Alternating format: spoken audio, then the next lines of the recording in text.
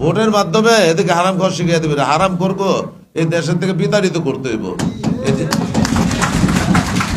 এই হারামখোর, চাঁদাবাজ, সন্ত্রাসী, দুর্নীতিবাজ, এরা যে পর্যন্ত এই দেশে বহাল থাকবে ওই পর্যন্ত এই দেশ উন্নতি হবে না।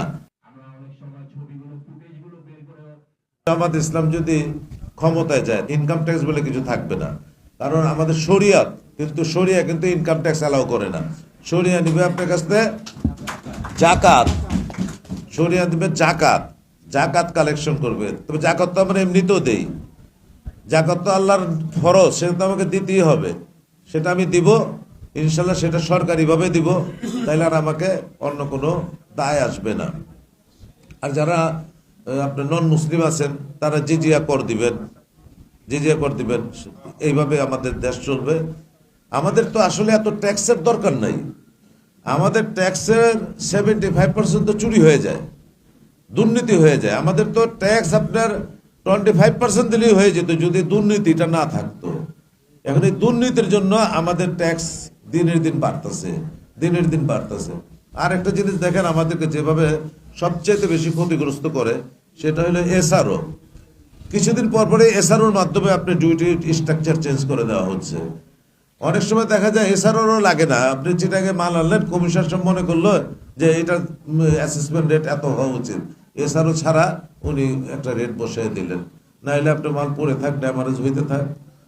তো এইসব জুলুমকারদের বিরুদ্ধে আমাদের রুখে দাঁড়াতে হবে ইনশাল্লাহ। আমি আশা করি, আমি যেহেতু আপনাদের সাথে দীর্ঘদিন যাবৎ ব্যবসা বাণিজ্য করছি, দীর্ঘদিন যাবৎ আমি ব্যবসায়ীদের সাথে ছিলাম, আপনাদের সমস্যাগুলি সমাধানের জন্য অনেক সময় আমরা একত্রিত হয়ে আন্দোলন করেছি, সরকারের সাথে অনেক রকমের আপনার আলাপ আলোচনা করেছি সমাধানের জন্য। তাই আমার চাইতে বেশি ভালো মনে হয় না কেউ জানবে ব্যবসায়ীদের সুখ দুঃখ, কেউ বুঝবে। কারণ আমি কিন্তু সবসময় দেখেন যে চিনি নিয়ে একবার আমাদের ব্যবসায়ীকে অরেন ইস্যু করে দিল, তাও শেখ হাসিনা ডাইরেক্ট তখন সংসদে পার্লামেন্টে দাঁড়ায় বলছে যে আমি যারা চিনি কেলেঙ্কারি করছে তাদের রিপোর্ট পাইছি, ও চিনি তাদেরকে করা হবে, আইনের আওতায় আনা হবে। এটা ছিল রমজান মাসের শেষ দিকে, তবে পার্লামেন্ট শেষ হয়ে গেল। রমজান মাসে বন্ধের মধ্যে সবার নামে হুলিয়া জারি করে দিল ধরার জন্য।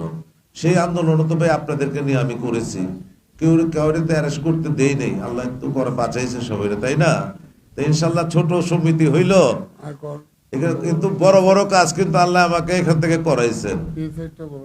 তারপর আয়করের ব্যাপারে একবার কি হইল, ওই যে আমাদের যারা ওই যে চিনির ব্যবসা করেন, তারপরে তেলের ব্যবসা করেন, ডিউ ব্যবসা করছেন, এখানে তো শত শত কোটি টাকা ডিল হয়, কিন্তু লাভ তো হয় না। গাড়ি প্রতি মনে করেন লাভ করে, গাড়ি প্রতি অল্প স্বল্প লাভ, এক গাড়ি মাল বিক্রি করলে হয়তো 200-500 টাকা লাভ হয়, কিন্তু ট্রানজেকশন তো হয়ে যায় আপনার লক্ষ লক্ষ কোটি কোটি টাকা। তো ওই কোটি কোটি টাকা আবার ব্যাংকের মাধ্যমে গেলে, চেকের মাধ্যমে সবাই লেনদেন করে।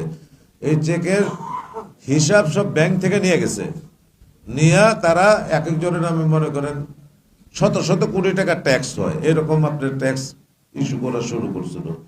পরে এটাকে তো অনেক আন্দোলন করে তারপরে তখন আমরা এটা ডিউ ব্যবসা হিসাবে আলহামদুলিল্লাহ এটা এস্টাবলিশ করতে পারছি।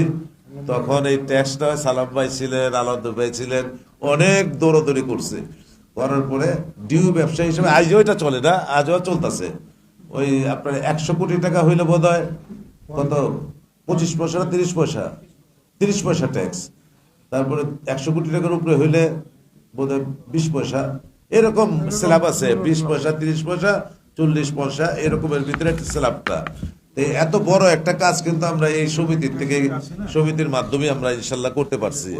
তাহলে আমরা কিন্তু এই কাজটা আল্লাহ করাইছে। এরপর পিএসআই একটা কোম্পানি ছিল, সেই কোম্পানিটা মনে করেন যে আমাদের যখন যেভাবে ইচ্ছা সেভাবে আপনি পিএসআই সার্টিফিকেট দিত, সিআরএফ সার্টিফিকেট, সেইভাবে ডিউটি হইত। তা আমরা এটার বিরুদ্ধে আন্দোলন করতে গোলাম আল্লাহ, আমি সবসময় বলতাম গোলাম আল্লাহ খালি যেখানে যাবা পিএসআই সম্বন্ধে বলবা, এর বিপক্ষে বলবা। গোলাম আল্লাহ দুষ্ট করে বলতে যায় ভাই আমরা একটা সমিতি, বাজার সমিতি, আমাদের কথা কি ওই পর্যন্ত যাবে, সরকারকে পরিবর্তন করব। আমি কিন্তু আমরা বলে যাই, আমরা চেষ্টা করি, কবুল করার মালিক তো আল্লাহ, আল্লাহ যদি করে না তাহলে অসুবিধা কি?